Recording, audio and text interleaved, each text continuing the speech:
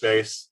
Welcome to our fourth and our final installment in our series, Catholic Higher Education in Light of Catholic Social Thought. A set of four, as I said, conversations we are hosting based on an edited volume of essays by Bernard G. Prusak and Jennifer Reed Booley. The collection is called Catholic Higher Education in Light of Catholic Social Thought, Critical Constructive Essays, forthcoming from Paulus Press later in 2021. These conversations have been so wonderful. I tell you, they've been edifying and challenging at the same time. So in my mind, that's a constructive engagement. Tonight's conversation with Catherine and Kathleen promises to be more of the same. As mentioned, tonight's event concludes our slate of four conversations, but a few remain in this 13-part series, which is taking place in Zoom spaces all across the country this spring. In fact, there were three today of Bernard and Jennifer's, based on Bernard and Jennifer's fine book. If you want to tune in, please see our web pages for details. My name is Michael Murphy, and I direct the Hank Center here at Loyola. And on behalf of Gabrielle Buckley and the Gannon Center for Women in Leadership, who are co-sponsoring these conversations, on behalf of university leadership, and on behalf of the Hank family, whose generous gift supports our wide programming and initiatives, I extend my heartfelt greeting to you. A kind welcome also from our dedicated center staff, Center Manager Megan Toomey and Graduate Student Assistant Kathleen McNutt. Kathleen and Megan are most instrumental in preparing and promoting our events, and I remain ever grateful for their fine work. Tonight's event is called Beyond Patriarchy, Women and Lay Leadership.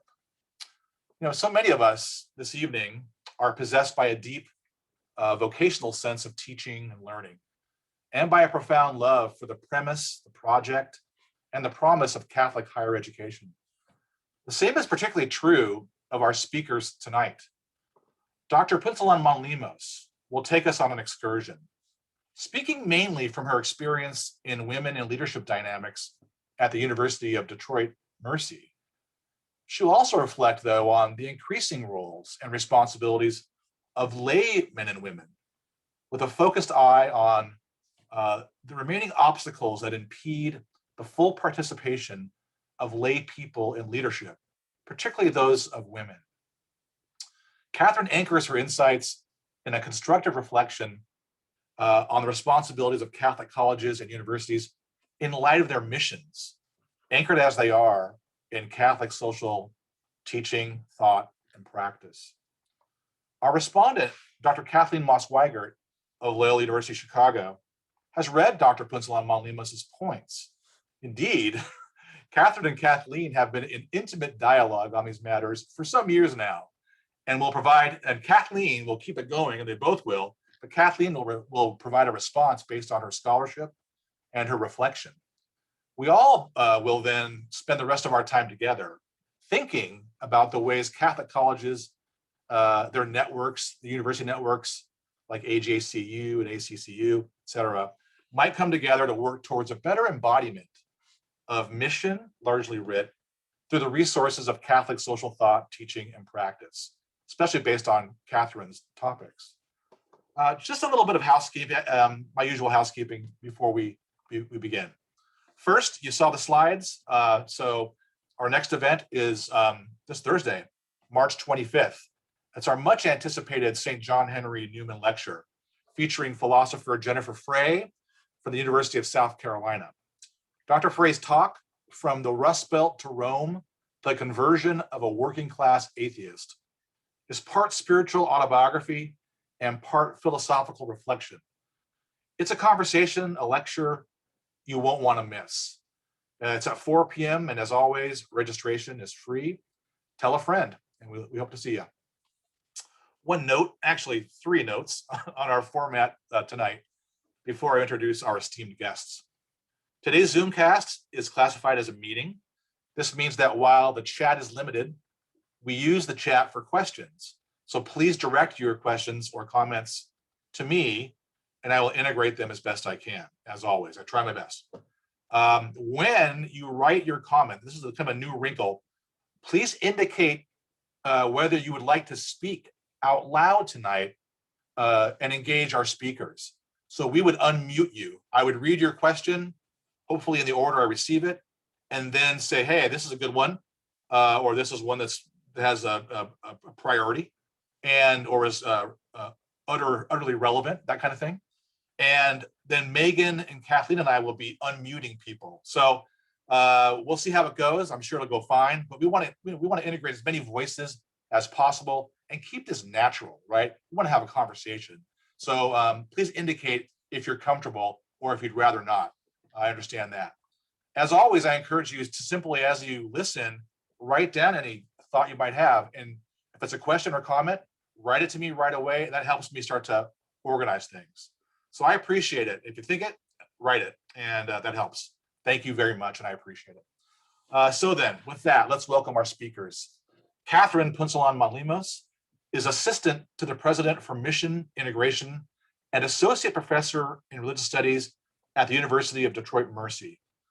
Previously, Catherine was the Malcolm and Marie, I think it's Marie, I'm sorry, Catherine, if I have it wrong, Malcolm and Marie Stamper Chair in Catholic Intellectual and Cultural Traditions and inaugural director of the Institute for Catholic Thought and Culture at Seattle University, where she was also associate professor in theology and religious studies and director of Catholic studies. That's a lot, Catherine. Catherine began her academic career at the Ateneo de Manila University in the Philippines, where she received her Bachelor of Science degree in physics and a master's in theological studies. And she also taught there in the undergraduate and graduate theology program for 5 years.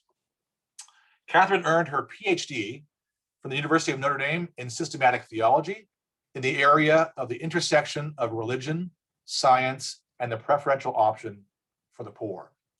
Her current research projects examine the intersections of the Catholic social tradition, Catholic higher education, and the contribution of marginalized voices to scholarship, leadership, in the life of the academy and the church. Welcome, Catherine. Kathleen Maas Weigert is a professor emerita at Loyola University of Chicago, where she taught sociology and peace, justice, and conflict studies programs. Excellent. Among her publications is a co-edited volume, Living the Catholic Social Tradition, Cases and Commentary from 2005. And she co-edited an issue on CST for the Journal of Catholic Higher Education in the winter of 2018. Dr. Maas Weigert is currently co-leading a multi-university research project on how college students learn about and appropriate the Catholic social tradition. A second project that focuses on a new Catholic community organizing group in Chicago. And the third thing, a collaborative book project with 6 colleagues that focuses on women engaging the Catholic social tradition. So that's a lot too, Kathleen, that you're doing at this moment. Hello, Kathleen, again, it's nice to see you. So Catherine's gonna begin, and then seamlessly, Kathleen Maas Weigert will simply respond, and then I'll come back around in to integrate your comments, questions, and we'll go from there. So now, beyond patriarchy, women and lay leadership, welcome Dr. Punsalan-Manlimos. The Zoom stage is yours. Thanks, Mike. And let me begin by just saying a word of thanks to you, to Megan, and to Kathleen for hosting this series at the Hank Center. And of course, I want to thank Jennifer Reed-Booley and Bernard Pruzak for inviting me to contribute this chapter to the volume that they're co-editing. But I especially want to thank Kathleen for agreeing to be my conversation partner, not only tonight, but as Mike mentioned, throughout thinking about this chapter and actually having the privilege of thinking with her about women in Catholic social thought for that last thing that Mike named among the many things that she's doing. Kathleen, you've helped me sharpen my thinking as well as identify and name the contribution I can make to these kinds of conversations. On the topic of women's leadership, whether in higher education or the development of Catholic social thought, I have learned as much through the community, collaboration, and care I've had the privilege of experiencing with you and other colleagues as any textual research. So for that, I am deeply, deeply grateful and for willing to be my conversation partner tonight. I am gonna try to share screen and let's hope this works. We know that sometimes these do not always work the way we intend. And if you'll allow me, I'm gonna get up to make sure I have my different pieces in proper place. And I'm hoping that we've all gotten so accustomed to doing these kinds of things that we're accustomed to seeing people fiddle around. I want to apologize because my son would be very upset with me by the fact that I'm actually created a set of PowerPoints that he probably would think don't fit what a lot of young people think are good PowerPoints these days. As Mike mentioned, I'm really sharing with you from my experiences of feeling both hyper visible and invisible in many spaces in Catholic higher education, because I'm a woman, a person of color, and an immigrant. And to share with you that I've discovered what I might offer to this conversation through those particular lenses. And quite frankly, women religious and the laity draw from such historical experiences of exclusion and invisibility in the church. And this, I think, allows them to make distinctive contributions as they're called upon to take visible leadership in Catholic higher education. Essentialized understanding of womanhood and a clericalist approach to priesthoods created the second-class status of women in the laity for much of the history of the church.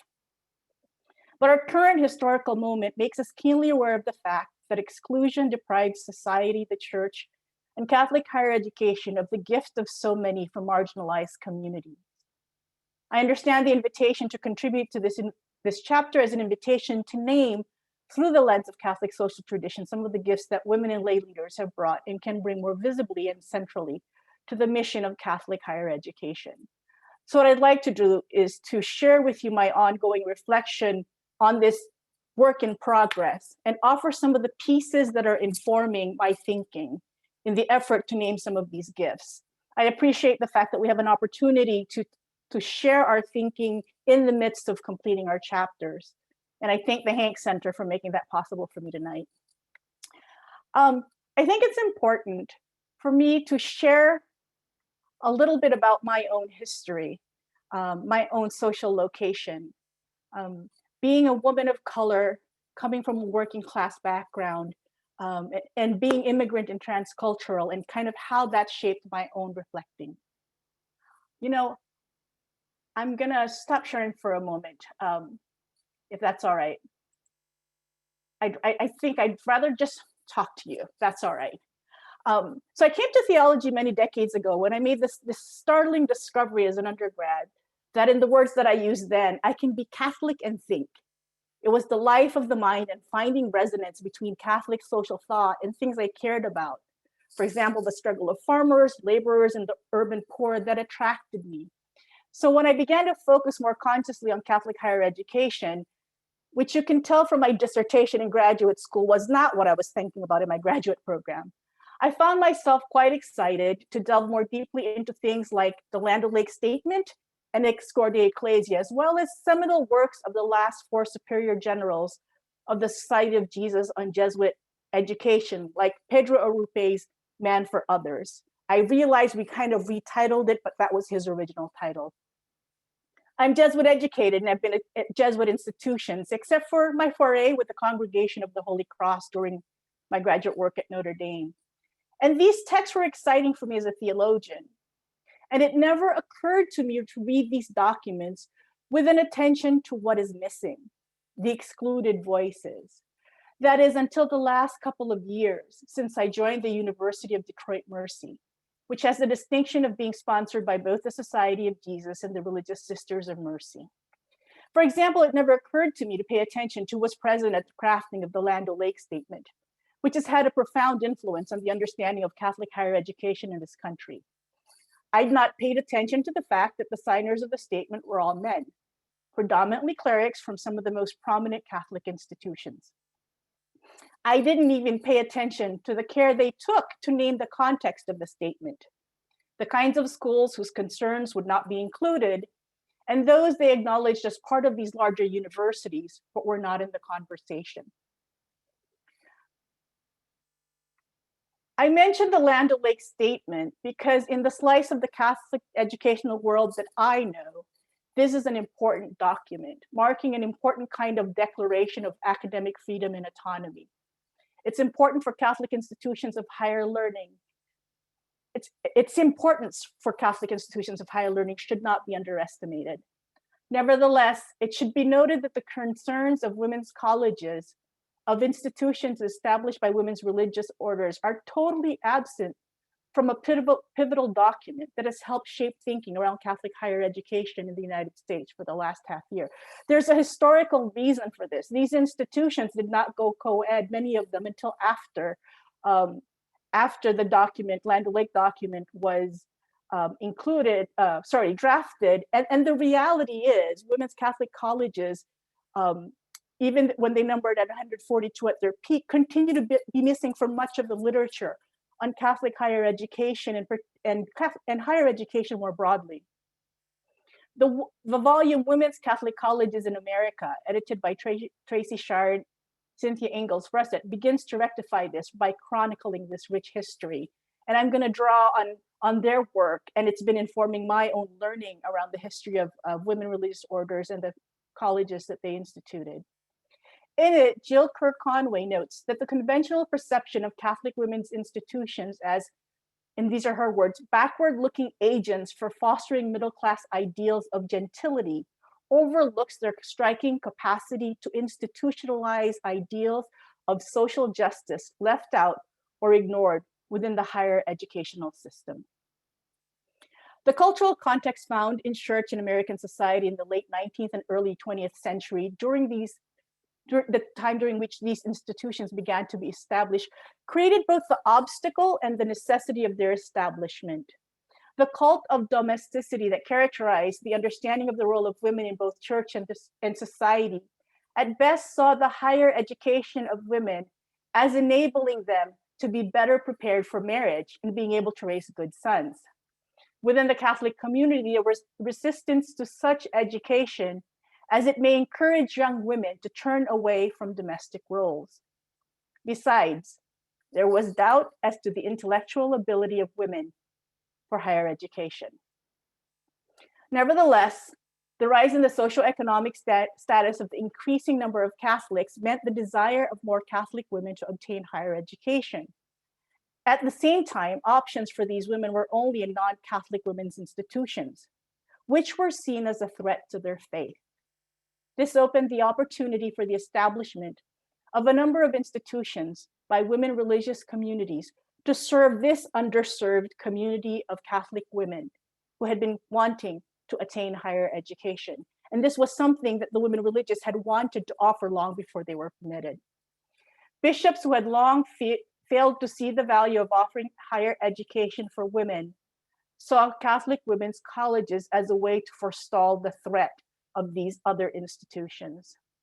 They also thought they'd be able to influence the curriculum to encourage these women to still be educated for domestic life, something that many of these colleges were able to resist.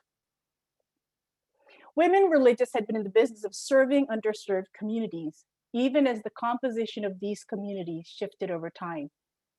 They were called upon by bishops to serve poor immigrants through education, healthcare, and other services. They were eventually permitted to serve middle and upper middle class women as more and more did seek higher education. Women religious led many of these colleges with a view to address real needs. But it wasn't just upper middle class women. And allow me to name an example here. We may recall that St. Catherine Drexel and the Sisters of the Blessed Sacrament, who founded Xavier University in Louisiana in 1925, was the first Catholic college to accept not only African-American women, but African-American men, as they too were not accepted at other Catholic colleges and universities at the time. Many of these institutions were established and flourished through the dedication and sacrifice of women religious who not only led but staffed these institutions for decades, many just doing it as part of being members of these communities and not so much for money. Really, they were endowments of many of these institutions. Thus, changes that took place after Vatican II, which included the sharp decline of the number of women religious, led to the loss of a significant number of these institutions. And while a number closed, and a number disappeared as they joined with larger men's universities, many more innovated and adapted to the shifting environment. Here, still guided by the commitment to serve the underserved. Allow me to offer 3 examples. And again, here I draw on the chapter by Dorothy Brown and Carol Hurt Green of the volume I mentioned. Trinity University began as the first Catholic women's liberal arts college in 1897. Founded to educate white middle and upper middle class women, today its student body is predominantly African American and Latina. About 80% of the undergraduate students are eligible for Pell Grants, and about 10% of the undergraduate women are Dreamers, undocumented students with DACA status. Or take, for example, Mount St. Mary's of Los Angeles, founded by the St. Joseph Sisters of Carondelet in 1925. And I'm quoting here Brown and Green. They came early to the realization that respect for and education towards diversity are central components of institutional responsibility to students and the community. And by 1960, the student body reflected the diversity of the city they were in. Today, 75% of the student body itself identifies as Hispanic, Asian or Pacific Islander, or Black, and another 11% as other or multiracial, with 90% of these still women. Finally, the innovation that these institutions made, and I'm just giving you small examples, so many examples of innovation, was not just by diversifying their student body. Take the example of Alverno College, started by the School Sisters of St. Francis as a one-year normal school in 1887. Their adaptation over time included a significant educational innovation under the leadership of Sister Joel Reed, when they would create a curriculum based on outcomes assessment, focusing on who their students are and asking the question of how to attain their desired outcomes for these students. They were willing to turn to corporate America to learn methods of assessment and adapt these to higher education. And they developed teaching methods to attain their desired outcomes. And this was a long process that was undertaken with the faculty and through grants. The model of education is, and I quote here, one in which a student learns her own abilities and her own learning style and overcomes her own resistance. According to Brown and Green, and again I quote, Alverno's success story is one of a combination of strong leadership, an entrepreneurial spirit, and a wise and fortuitous understanding of educational trends.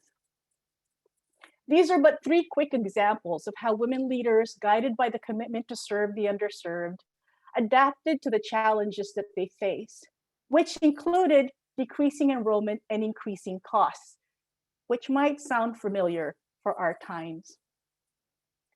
Point of pride for Catholic higher education is the fact that we can currently boast of faring better than the broader US higher educational landscape when it comes to women's leadership. 35 of our Catholic colleges and universities are led, 35% are led by women, while those for all Catholic colleges and universities is 30%. Within the Association of Jesuit Colleges and Universities, there are currently 3 women presidents, including the president of the institution that's hosting us tonight, with the 4th joining the group in July at Xavier. Seattle University and the College of the Holy Cross will be welcoming their first lay presidents in July as well, expanding the number of lay presidents. And I should note both are men of color. And while Linda Lemura holds the honor of being the first woman who's not avowed religious to lead a Jesuit university in the United States, the honor of being the first woman president belongs to Maureen Fay, a Dominican sister who was president of Mercy College when it merged with the University of Detroit in 1990, and was asked to become the first president of the product of the merger, the University of Detroit Mercy. She was president until 2004. Arguably a consequential move that contributed to the continued vibrant presence of the Mercy charism at the university. And it's through the lens of my 2 years at Detroit Mercy that I want to continue. The merger between Mercy College and the University of Detroit is a rare story of a larger institution not leading to the effective disappearance of the charism of the woman religious order that's merged with it. The merger that led to Detroit Mercy happened some 30 years ago, and today the efforts to mine the riches of dual sponsorship feel like they're entering a new stage. There's a desire to move beyond finding the common denominators between the two charisms, to bringing to light what is shared by both, but at the same time noting what is unique from each charism that makes the institution distinctive.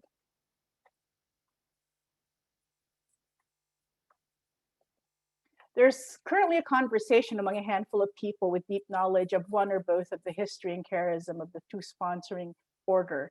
And the intent is to identify a process to help Detroit Mercy community name what it means when it claims to be Mercy and Jesuit.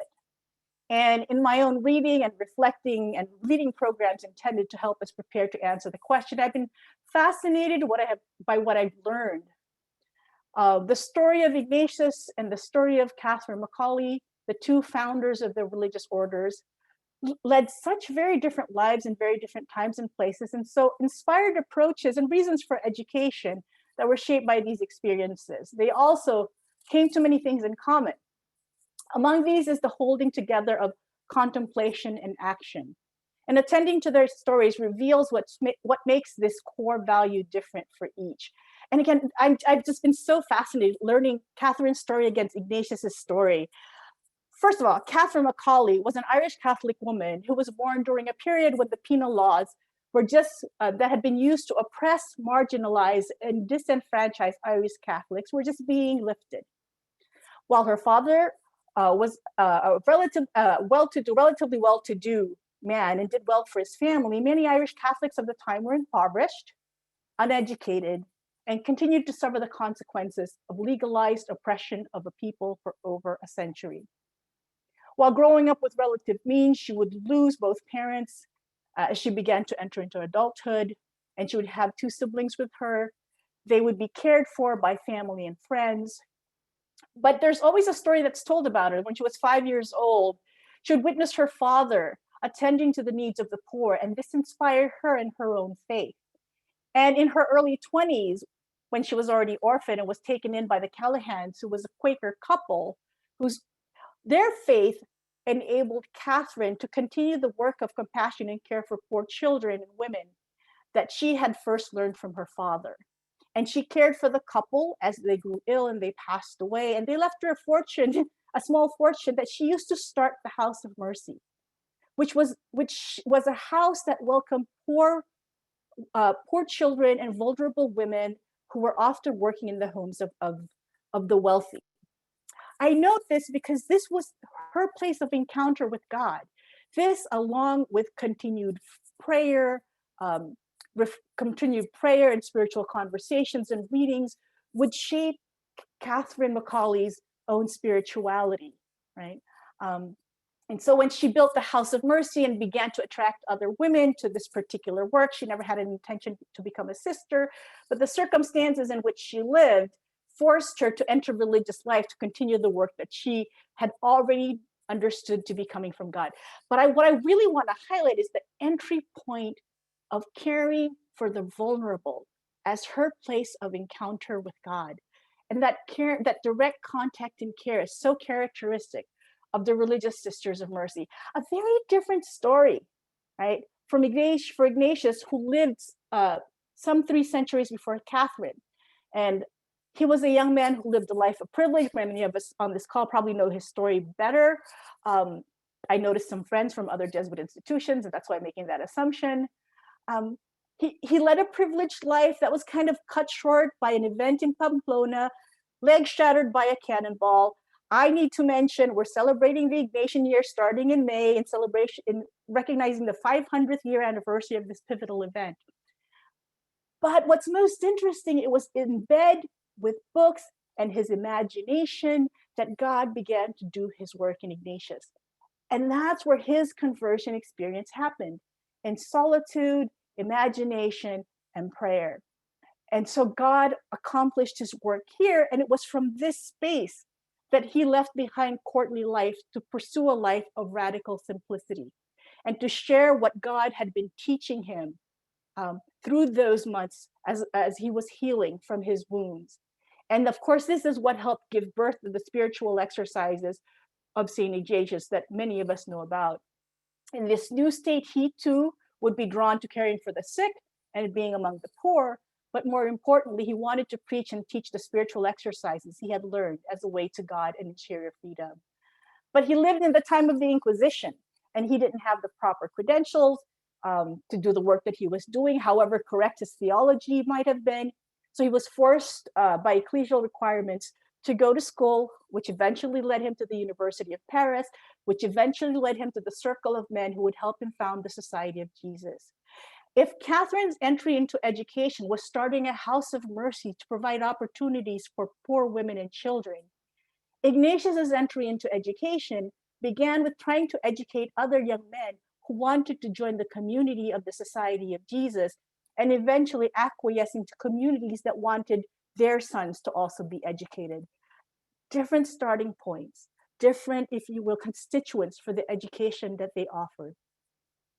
I want to note my telling of these two stories is quite impoverished and misses many important details, but I hope there's enough there to show some similarities and important differences between the story of the founders and the consequent founding of the two communities.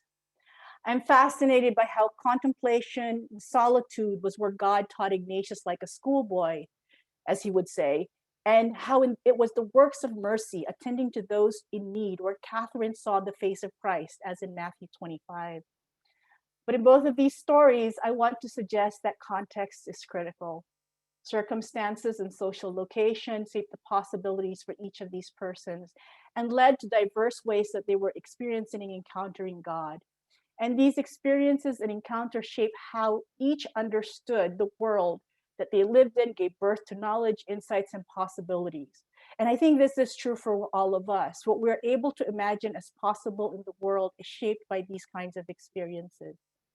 And I want to say innovation flows from these experiences, as we saw with the examples of the women religious orders keeping their colleges alive. And as I learn more and more about mercy, I'm starting to appreciate that the Ignatian lens through which I've understood the world is just that, a lens. I've noticed how words that I've heard in the Ignatian world is in somewhat peripheral ways are central in the mercy network or in the pockets of my institution where mercy is more dominant than Jesuits. Words like relationship, hospitality, compassion. They exist in the Jesuit world, but they're not the central sort of speaking Ignatian words, if you will. A colleague at another Jesuit institution always used to say that it's about relationships, relationships, relationships. When he would say this, it would resonate with me, but the word was not one I would have understood as Ignatian. In the mercy world, I've learned that relationship is a foundational word, much like reflection, or more robustly, discernment is foundational in the Jesuit world. I know that Jesuits believe in the value of hospitality, but it's not among the first words to come to mind if one were trying to speak Ignatian. Compassion does not show up among the core values of Jesuit institutions. Not that they don't value compassion, right? But they don't. It doesn't show up as a core value, at least among the institutions that I've surveyed. But it appears among a number of mercy colleges and universities. It's want us to just take note of those kinds of things. Those are the things that are fascinating me and I'm reflecting about these days. What I'm trying to suggest and hope to articulate with greater clarity in my chapter for the volume is, as my title suggests, we need to move beyond patriarchy and look to those who have been and arguably still are marginalized in the church and society for knowledge, wisdom, insight, and innovation that their experiences make possible, but have been excluded in an exclusively patriarchal, or more accurately, white, male, cisgender, Catholic, clerical lens. We've been moving slowly beyond this lens, but I think it's important to keep in mind why. It's not, and by we, I mean Catholic colleges and universities. It is not simply because working for diversity and being inclusive is what is expected today. It is because we would be offering an impoverished form of education if we do not invite the knowledge, insight, wisdom, and innovation that comes from a diversity of lived experience to shape the kind of education we offer our students. To argue for diversity in leadership is simply to argue for ensuring that the richness that comes from such a diversity of sources finally be allowed, encouraged, actively pursued to ensure that we live more fully into the Catholic of what we call Catholic higher education. I did mean the small c Catholic in that instance. This includes learning from the ingenuity, agility, and creativity of women leaders of Catholic women's institutions who've been offering education to those who have been underserved over the years. But it includes drawing from the diversity of experiences of lay colleagues.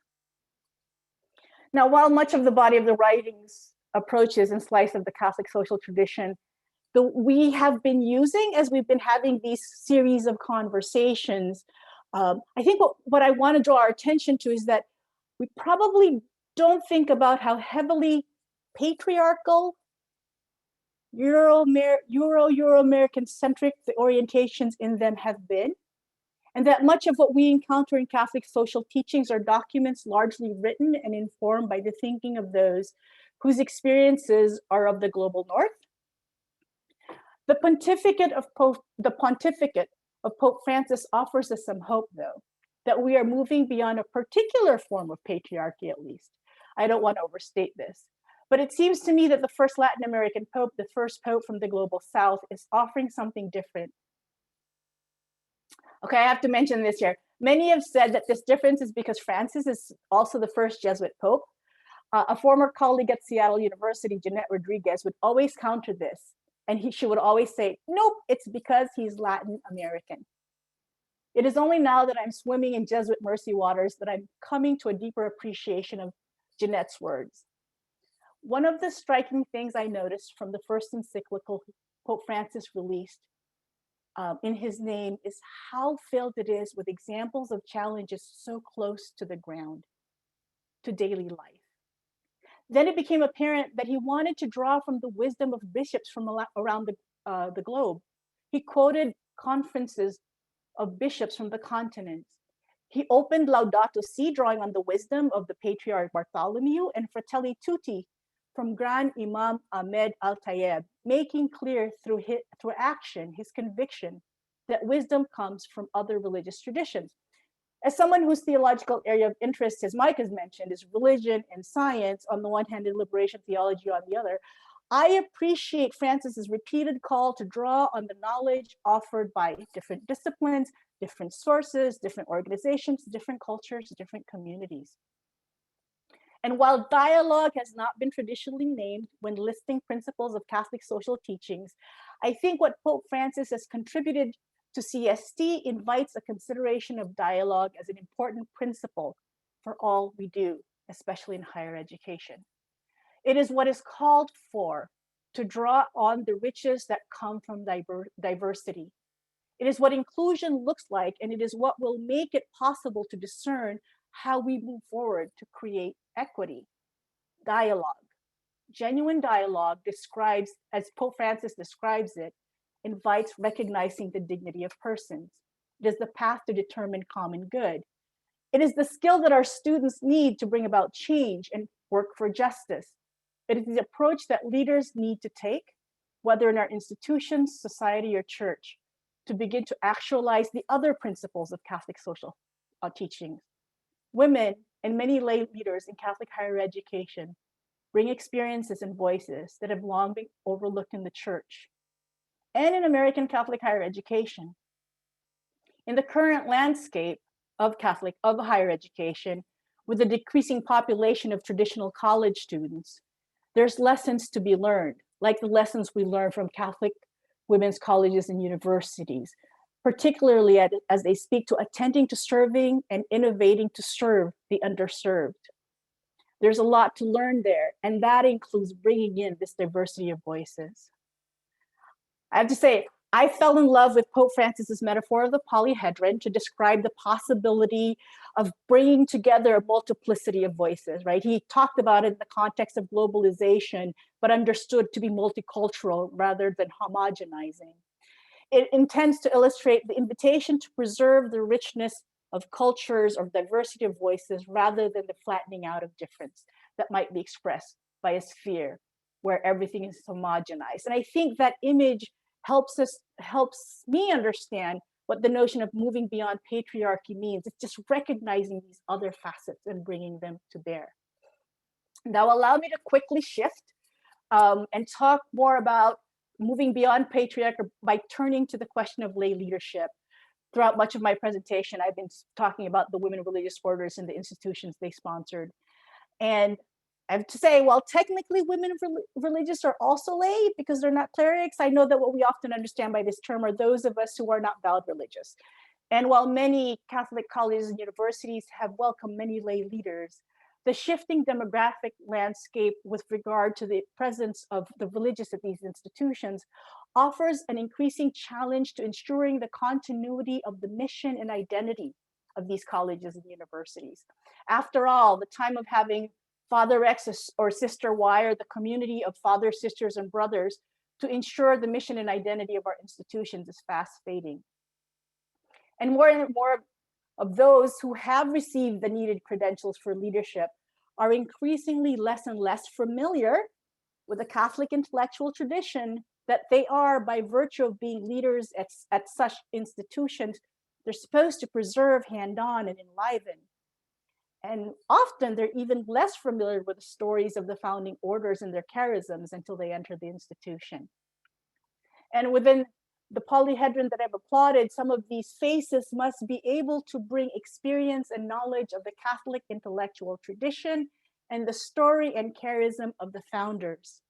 As language like service, solidarity, and the common good find their way into the marketing strategies of even state institutions, Catholic colleges and universities must be able to continue to articulate and draw from an understanding of the long tradition from which we draw out these values.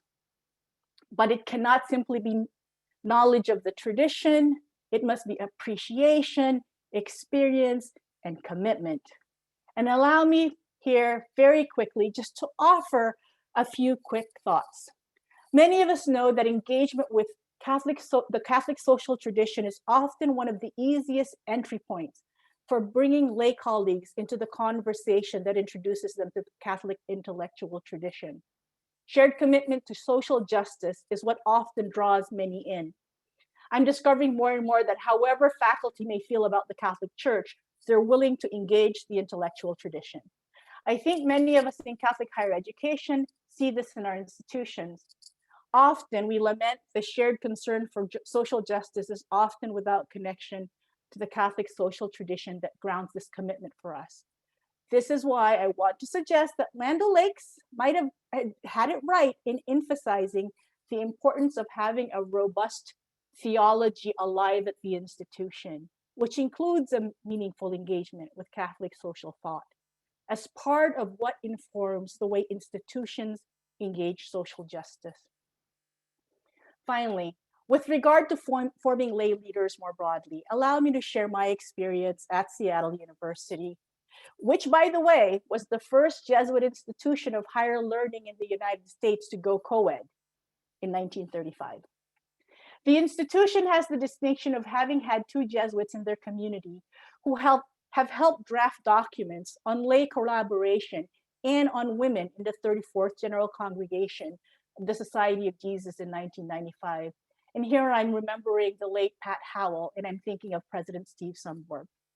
At Seattle, you had the privilege of benefiting from well-crafted programs that formed lay colleagues by introducing them to the story of Ignatius, the Society of Jesus, and the university, providing opportunities not only to experience the spiritual exercises, but learn to accompany others through them.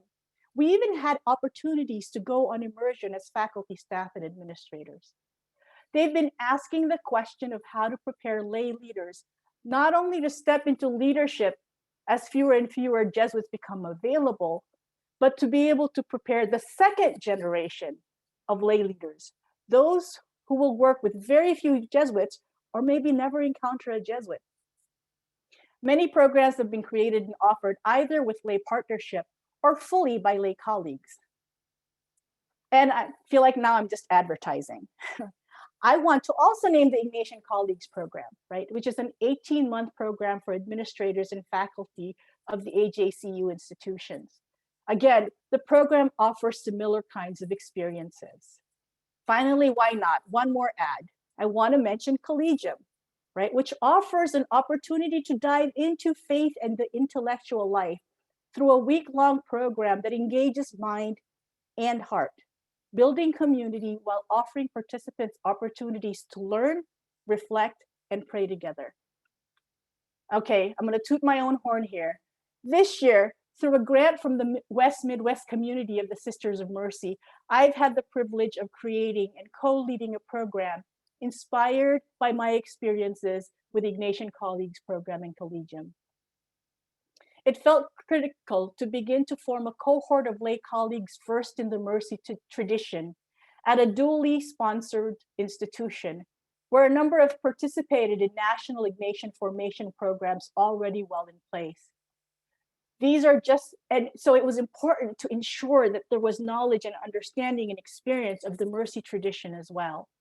All of these are just examples of initiatives intended to ensure that there continues to be a cohort of lay mission leaders at the institutions that can be those parts of the polyhedron that hands-on and faithfully adapts the traditions and charisms of founding communities and the church in the continually changing landscape of higher education, which includes the increasing number of lay leaders at these institutions. So these are my initial thoughts. I'm looking forward to Kathleen, your insights and your thoughts on how we might move this conversation forward.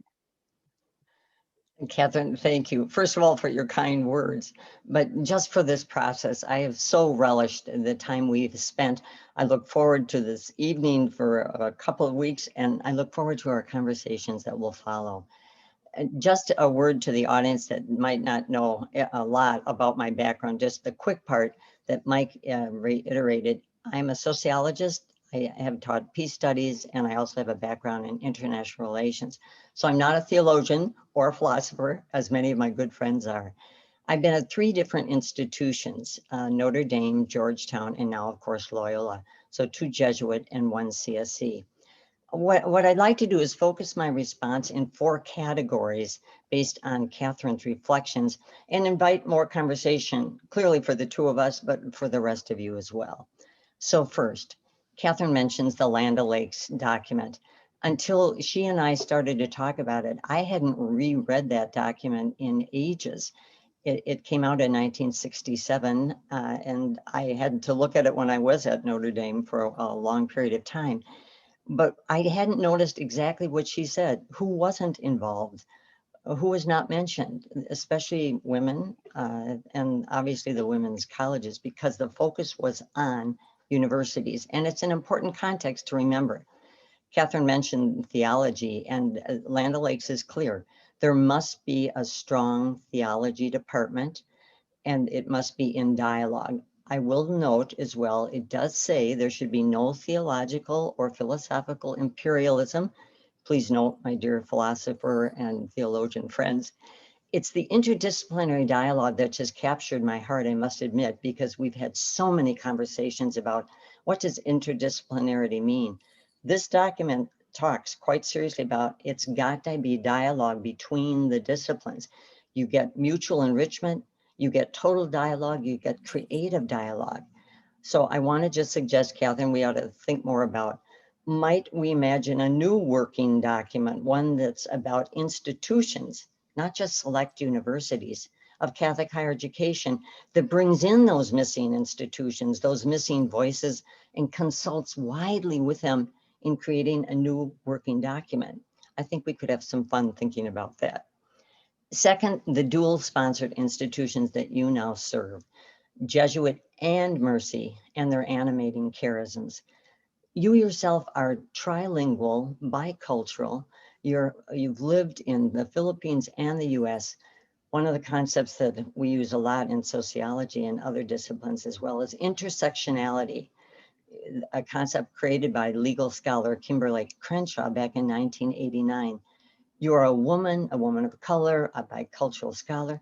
We have to remember that there are multiple facets of identities and we can't just pigeonhole one. We have to take into account all of them as we're trying to do the work we do. Your experience, Catherine, I would argue, can and must help expand the framework for thinking and doing a dual-sponsored institution. If UDM wants to be more than a historical artifact, but rather a living, evolving tradition, you have so much to contribute to that conversation. And I remember one of our conversations dealt with, in part, the idea of self-giving to the community, an experience you had had in the Philippines. I do hope you'll think more about that and present it. I think it would be a terrific contribution in that conversation as we go forward on dual-sponsored institutions. My two other comments on this one. One is you used at the very beginning of what I lovingly learned, our Venn diagram. Now I have to tell you, I learned it in taking a course called Symbolic Logic at the St. Catherine's then college, now University of St. Catherine's. And of course, as students, we called it Symbol Limbo. I remember nothing except Venn diagrams, and they've changed my life. So in your case, you obviously have Mercy, you have Jesuit, they have some overlap, and you've been talking about some of the core values. What do they share? What do they not? And how does that fullness enrich what UDM is all about? And then I would say you actually use the word speak Ignatian. Some of you may know about a little document that comes out of Xavier University called Do You Speak Ignatian? And I have to tell you, I've used it any number of times with faculty, staff, student, colleagues, just for people who say, I really don't get what we're talking about. It's a lovely cheat sheet. And I want to suggest, Catherine, if there isn't one at UDM, now that you're working on that program, maybe we could have a cheat sheet that you could do on Do You Speak Mercy? Anyway, we'll have fun talking about that one as well, I think. Third, your comments on forming lay leadership and the examples, the strong programs at Seattle, ICP, the Collegium, and the one that you're working on now, all important. My own experience, there are colleges and universities that are struggling with this, designing programs to help lay formation as the number of religious on the communities, in the communities decrease in number. Who will carry the mission forward? What's the point? Well, the point is that if we want Catholic and Jesuit, Mercy, Franciscan, Dominican, that combination, whatever it might be, if we want those identities to thrive, they will only thrive if lay people see that that identity is their own, committed to them, as you've said, eager to help make them real and manifest in the life of the university. Now, not everyone at the institution needs to do this, but we need a significant core if the charisms, if the traditions are in fact going to live beyond the depletion of the numbers of Jesuits, Franciscans, Mercy, etc. My concern in this area, I will admit, has been for a long time. How do we entice faculty, staff, and administrators to get involved, as you would say, Catherine, in well-crafted programs? Time matters. If our institutions are serious about this, then we have to honor that reality in more than lip service. We can't keep adding to people's work life and say, well, you can do this. Can't you also do this? No. So for example, with faculty, perhaps course release for staff and administrators, their work to do this mission work is part of their work. So we can't ask them to do it in their spare time. There isn't a spare time to the mission. It is central, and we have to honor that reality in the lives of those that we're asking to step up and help us make it more viable. Fourth, the issue of women, as seen in your hopes for Pope Francis in a number of his documents, without a doubt. And you're so right to point out his emphasis on dialogue. Again, Land O'Lakes, but Francis has certainly lifted it up in terms of CST, and I'm hopeful you'll write more on it. We'll all talk more about that as we proceed, and the importance of the different disciplines and the metaphor of the polyhedron. I want to applaud all that, and we'll cite two actions in particular related to women. But first, I want to express my deep concern with the Pope, whom I love, don't misunderstand me, but it's his understanding of the role of women in the church. A couple of good things, and I will share them in a moment.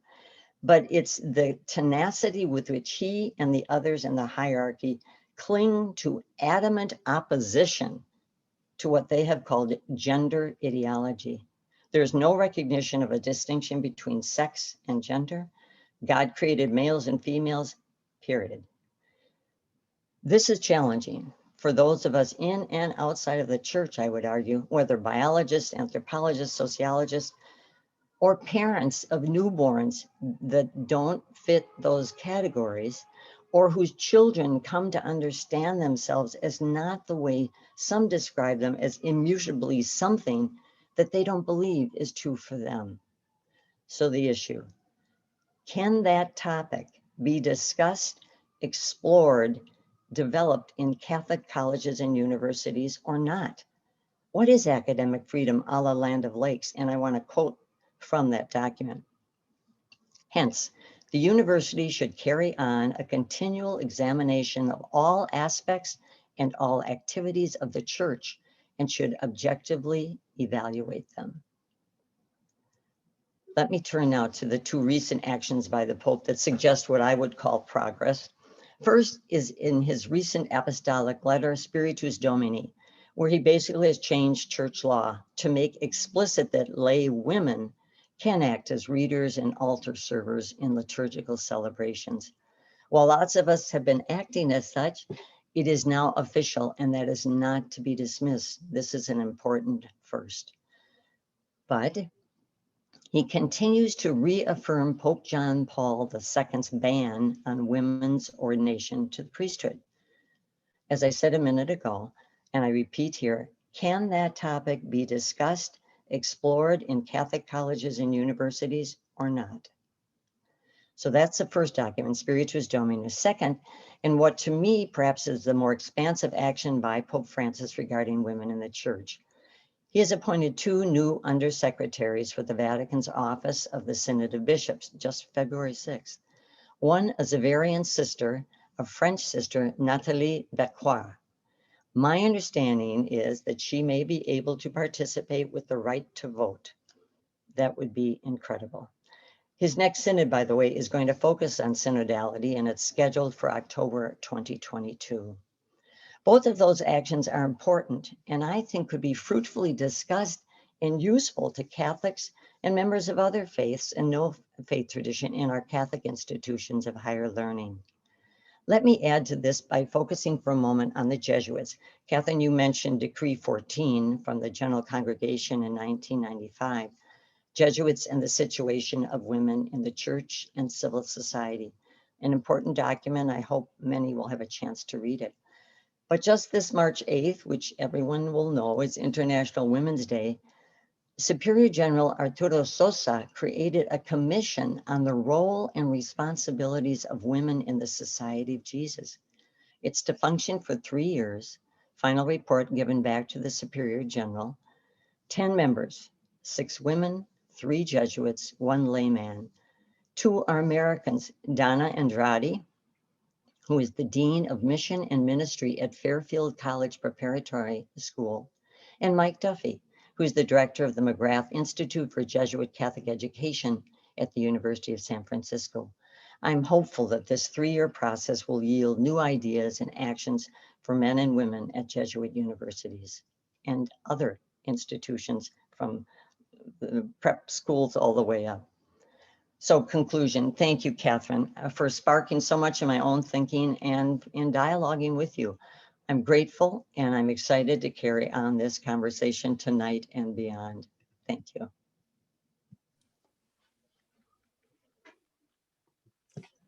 Thanks so much to you both. Those really nourishing words, lots to think about there. My notes are full. I don't even know where to begin. I would encourage our crowd to feel free to text me a question on the chat. And I would love to read what you have to share. As of now, I have no questions. I think that sometimes happens when there is so much to chew on. The presentations go so quickly. It's already 8:05. We have about 10 minutes. So I can offer one maybe observation as maybe a question might come in. Let me think here. Yeah, so much. I would think so. Catherine, I really appreciated your navigating the charisms and the histories of the two congregations that make up constitute University of Detroit Mercy. I think it's an amazingly divergent in one sense, but also complementary. I mean, but not artificially so. But Catherine Mccauley's work and then the work of St. Ignatius. I wrote down though, I feel sometimes with Ignatius, and I'm not fighting for it because I have my own spirituality is certainly Ignatian, but it's also very much such as St. Joseph of Carondelet, with whom I worked for many years. Some Carmelite stuff too, and then some Dominican stuff. But I think for Ignatius, what's subtextual in his history a lot of times is his constant care for the sick. And so he's always at Manresa. He's always, he's doing his work in the cave, he's writing the exercises, but he's out, hours every day he's caring for the sick and injured. That's one thing and then when he's in Paris, he's in his studies, he's also caring for the sick and injured. And then he's always walking everywhere, which I think is important. But then in the exercises, that the relationship. So your friend talking about relationship. I've always felt that in Ignatian spirituality because of that conversation being primary in the exercises. You have the exercitant, you have the director. It's very stratified, but it is a conversation. And even the presupposition, right? That you always put the best interpretation on your conversation partner's thought, right, before you do any condemnation. So that's one thing swirling around. The other one is Pope Francis and the Southern. I love your Northern Southern Hemisphere mashup, right? In the Northern Hemisphere, for some reason, it's always like you got to have the principle first, and then you can belong to the club, right? In the Southern Hemisphere, often, it's you belong first, and then you work on the thought. And I think Pope Francis, even amidst all of his challenges, he is a person that says everybody belongs, and that's a qualified statement. So I have a bunch of questions. So any response to that, Kathleen or Catherine?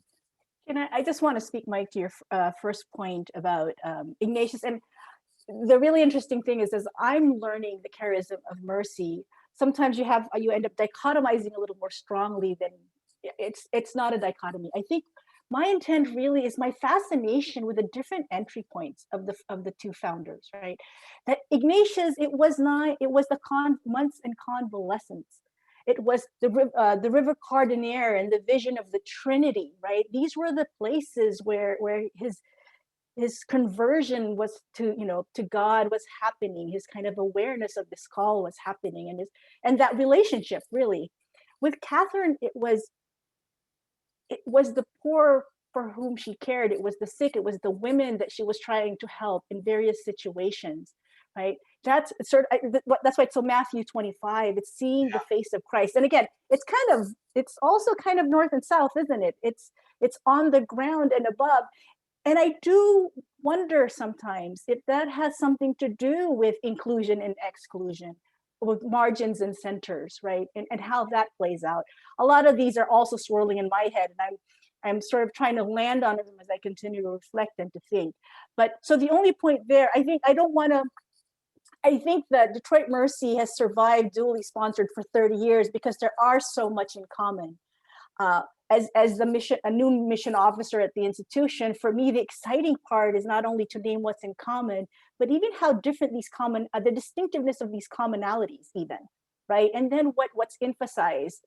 I think I shared with Kathleen a metaphor as we were kind of reflecting. It was the metaphor of we've kind of traditionally shone a light on one spot, right? And this is sort of the patriarchal, the kind of centers, that the center that's kind of dominated a lot of our thinking and a lot of culture and a lot of the globe, really.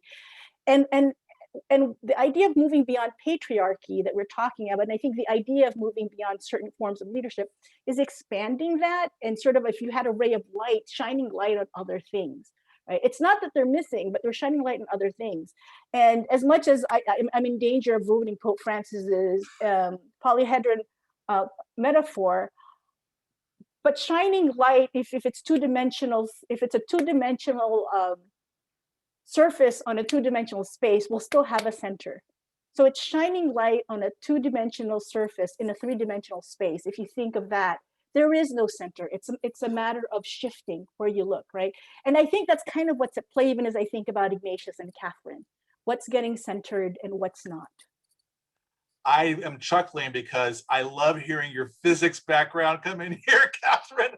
You're spatially arranging things that's so perfect, though. So that's good work for you to do. And I think we keep talking. You know, since we've been talking, Catherine and Kathleen, my questions have blown up here. So I want to get some people in. Heidi Bostick, would you mind, could we unmute Heidi Bostick, Megan, and have her ask her question?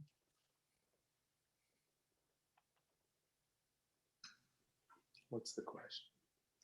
So, hi everyone. Yeah, thanks, Michael.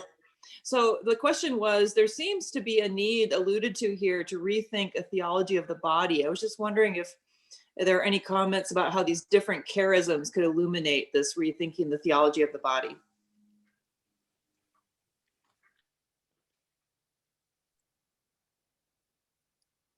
It's interesting. My intuition in responding to that is going back to the idea of just imagining the Sisters of Mercy and how attending to the people in front of them is sort of what I'm learning as their starting point.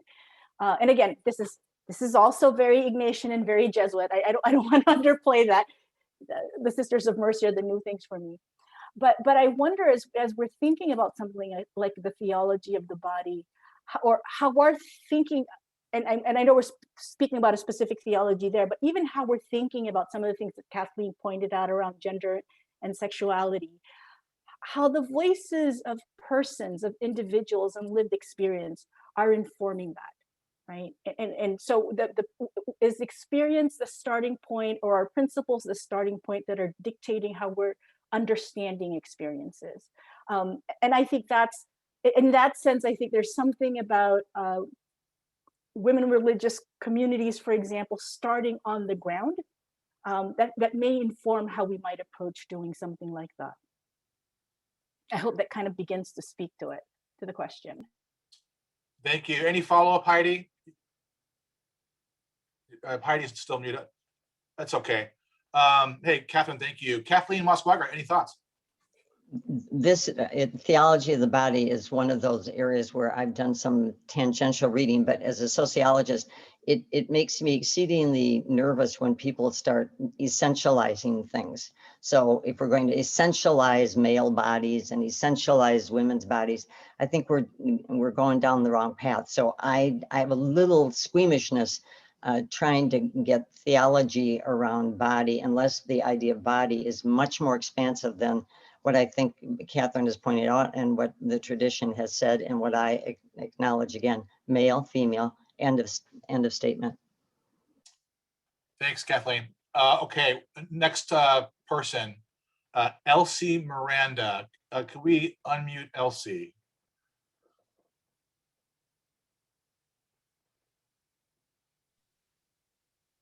Hi, Elsie. Hi.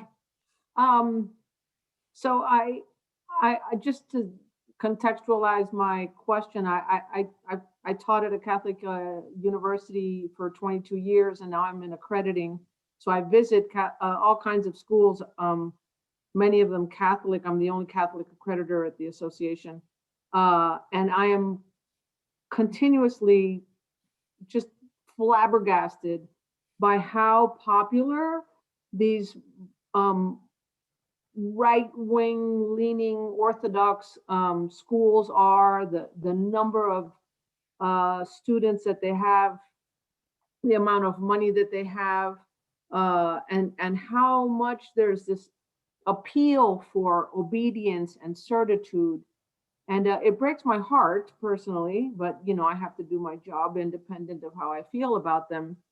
But I'm always pressed for thinking, and I love this conversation, how can we package Catholic social thought? How can the more progressive, free-thinking Jesuit, Mercy, Dominican communities come together with the intention of really making the message of Christ and the gospel simple, more digestible.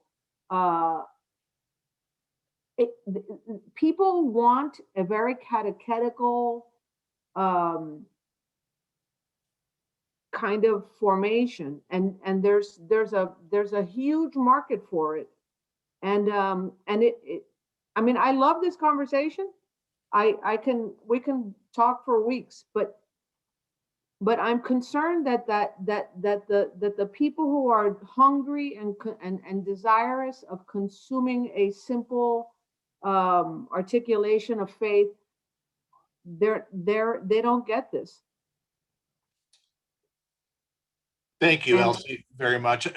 Does there a response at all from Catherine or Kathleen? Thank you, Elsie. Just a couple of thoughts. My first thought is that there is such a desire for certainty, absolute certainty and clarity, in a world that has so much ambiguity, right, in our times, and with so much change and such rapid change. And so there's a genuine human hunger. I think I'm not. This is not Catherine with any kind of expertise. This is Catherine sort of as a Catholic reflecting and someone who teaches reflecting. There's that hunger for certainty, and we know that there's sort of a swing, right, in terms of where young people are going. It's either that you get very, very evangelical, traditional conservative, or you leave, right? Faith traditions. And what's in the middle, interestingly, is what I think these like the Society of Jesus, the Sisters of Mercy, and these other religious orders and traditions and their spiritualities invite is the hard thing, right? Which is discernment and attending to how God speaks in our lives, and that deep, genuine listening.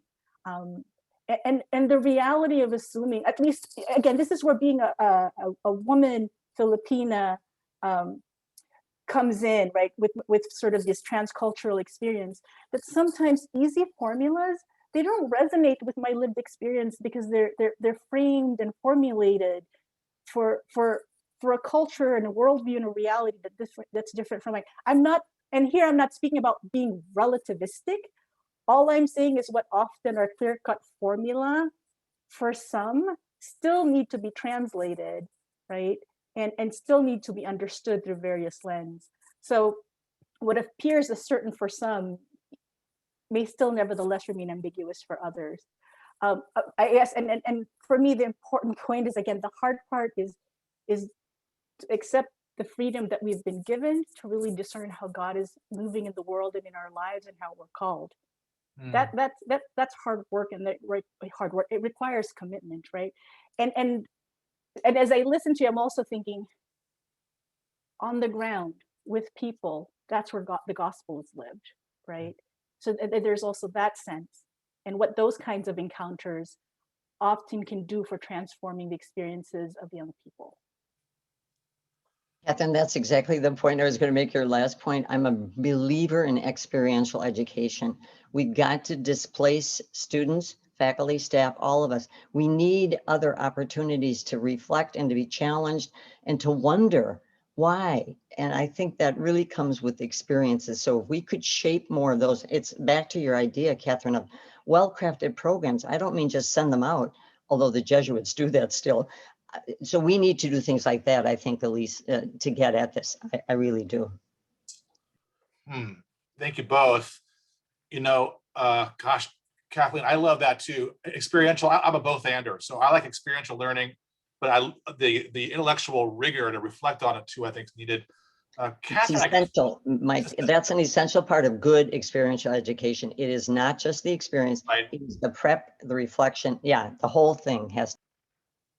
Can I just jump in just really, really quick on that as well? Yeah. For those of us in Catholic higher education, and to begin to realize when we're talking about experiential learning, and I think this is where some of my thinking around diversity and inclusion comes in as well, is it's not always just the experience of those realities outside of our institutions, but the reality of the people who are within our institutions, right? We often, I think, make assumptions about who's in the room in our colleges and universities, who's within the institution.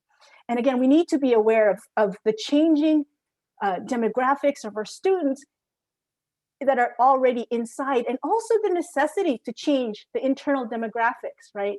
Because the decreasing population of traditional undergraduate students and the reality of a lot of others who have traditionally been underserved, who desire to have the experience of higher education. So as we're thinking about that, we need to think about those factors as well. Yeah, really important. You know, you made me think of Ignacio Ellacuría, who actually says that the center of the university is not in the university. It's where in the margins where the people in need are. Also, real quick, Catherine, I was thinking about Simone Weil with your attending to God, l'attente de Dieu. You know, it's a being present to and listening.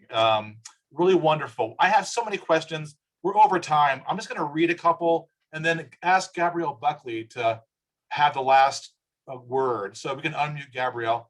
Gabrielle, I just want to read a couple here so you know what's out there. Rosemary Malloy, she writes, she's a graduate of University of St. Joseph in Connecticut. She says, which is Sisters of Mercy College, or University, excuse me. She says, I realized that I never thought in terms of the charism of the sister president and the sisters who were professors there. She never thought that as having a charism. I always thought in terms of their individualities. Now I will spend some time thinking of the mercy charism. That's great, Rosemary. And then Heidi Villaluz, she says, she didn't want to ask this aloud anyway, so I feel okay there. She says, Catholic colleges and universities can often exist as a sanctuary of Catholic thought, but also a silo inaccessible to most of the faithful. What impact would you like the programs and ideas you mentioned to have on the life of the diocese surrounding these universities as a center of culture and thought? That's an awesome question. Any thoughts by Kathleen, Catherine? Any quick thoughts there? Yes. Go ahead, Kathleen. Go ahead, Kathleen. You've been given the floor, Kathleen. I was being funny, just saying yes to all of that. More conversation. No, that's it. Yes, let's please be in conversation, not just inside our universities, but with the broader community, both the local church communities as well as the broader communities we find are in universities. Yes, yes, yes. All right, amen. Gabrielle Buckley, welcome to our midst. Thank you. I'm the director of the Gannon Center for Women in Leadership at Loyola, and I would like to ask a really simple question. My background is actually in law, so I do not have the theology background that many of you have. But my question really is, what do you think would be the ideal conclusions to be reached by the GC Decree 14 Commission? I know what my ideal conclusions would be, but I'm interested in others' opinions. I'd say feel free to. I mean, I would. You know, do you want to say what yours would be, Gabrielle? I don't, not to put you on the spot. I think I better not get on the spot. Okay, fair enough. Any thoughts, Kathleen? Do you do mean the new commission that's just Yes, being formed, not the GC 34? My hope personally is that they're going to do a lot of consulting. Those 10 people aren't just going to sit in a room and talk to each other. They're going to, and if you don't know Mike Duffy, get to know Mike Duffy and he'll listen. I would like to see that kind of inclusion in the very process. I would like them to suggest various experiments that they would like to see people take up and try. Nothing definitive, say if you do these 3 things, it's all over. But what about this kind of a combination? Could we get large schools and small schools to do more together in terms of programs and sharing resources? Oh, I've often thought about this when Notre Dame is, you know, the big kahuna, and I think there are 4 other CSE schools. Do they ever share resources? Well, could this commission share resources and urge others to share them on? Let's have mentoring programs. Maybe somebody who's kind of like the ICP, Catherine, I think. You know, you have a project and you have a mentor or 2 at other places. I think there are 1,000 things, Gabrielle. I'd be happy to talk to you at some point in more detail, because I think this is a really important opportunity for us all. Thank you. Thank you. Catherine, any thoughts on that one? You're on mute. Oh, then not, now you're not. That's an interesting question. I think that when you asked that, I just thought just to recognize just how central women already are in so many of the ministries of the Society of Jesus, and how fruitful the wisdom has that women have brought, whether it's to the exercises or to education itself, already are. And they flourish differently in different places because of the openness of these places, right, to the role of women in leadership. But in those places where they've been given the space to flourish, there is so much to learn from them already. Could I add a footnote to that one, Catherine, because it's a right-on. Dean Andrade has been in Jesuit education for 40 years. She's a Black Catholic. We already have somebody on that commission who's got incredible wealth of experience to bring to them. So I'm excited about who's on that committee as well, which I think really is a tribute to the formation of it. Thank you. Thanks, Kathleen. You know, a final word, Kathleen Maas Weigert first, and then a final word, Catherine Punsalan-Manlimos. Thank you. The first is Catherine, thank you. I so love our conversations. I'm looking forward to more. I'm delighted. I mean, Mike, the time just flew. I thought, good grief, there's more we can talk about.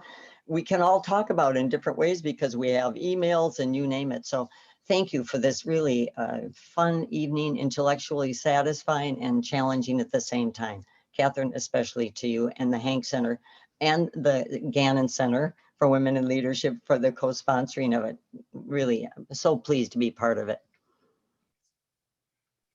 Yeah, and I'll just add my thanks. Kathleen, thank you for engaging me, and I do look forward to our continued engagement as well. And Mike and Megan and Kathleen and the Hank Center for hosting, and Jennifer and Bernard for getting this project going, but also to all of you just for being with us as we kind of continue thinking through. And I always want to footnote what I've shared is my reflection in progress, and there'll be continued learning every day, even after the chapter's done. And thank you for all for being part of the journey. That's a great last word. So I thank you. Let's put our hands together for this wonderful pair of women scholars. And you can check the link out. It's available on our YouTube page, and please share it around and give us a good look. And we'll see you soon. Okay. Lenten blessings, and please be of good cheer and take good care. Good night, everybody. Good night.